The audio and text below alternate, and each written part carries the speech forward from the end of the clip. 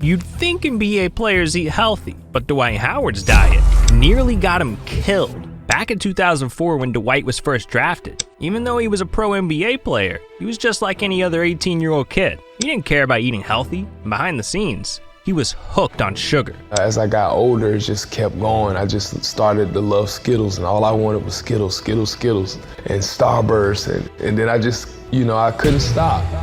But by 2012, what seemed like a harmless sweet tooth turned into a deadly addiction. Because while playing for the Lakers, Dwight was downing over 840 grams of sugar a day. That's 11 times more than the average American. 11. And all of that candy was killing Dwight from the inside out. His stomach was inflamed, he was constantly getting injured, and worst of all, he was losing feeling in his body. Even sitting down in this chair right now, it's causing my legs to go numb and, just have this tingly sensation all the way down my legs. So that happens when I'm playing.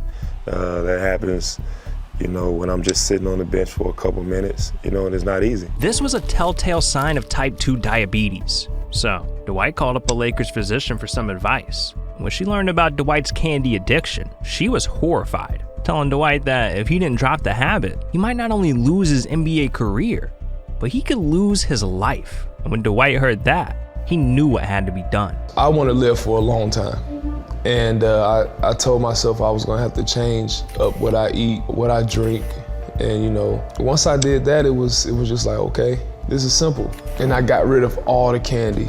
And I was like, I can't do this no more.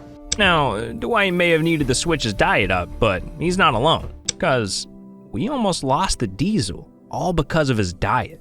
See, in early 2020, Shaq was at rock bottom. He was dealing with the tragic passing of his sister Aisha, his best friend Kobe Bryant, and 28 other close friends. 28. So to cope with his pain, Shaq turned to the only thing that brought him comfort: food, and lots of it. From late night sandwich runs to cookies and cake, Shaq was drowning his sorrows in calories. And after just a few months of binge eating, the scale started to tip, as eventually, he reached his heaviest weight ever, 415 pounds.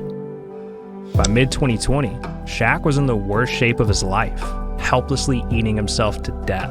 But one conversation changed everything.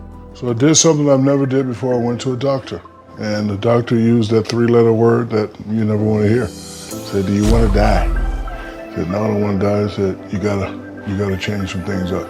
I have sleep apnea and it causes a whole bunch of other problems, so now I sleep with a CPAP machine. But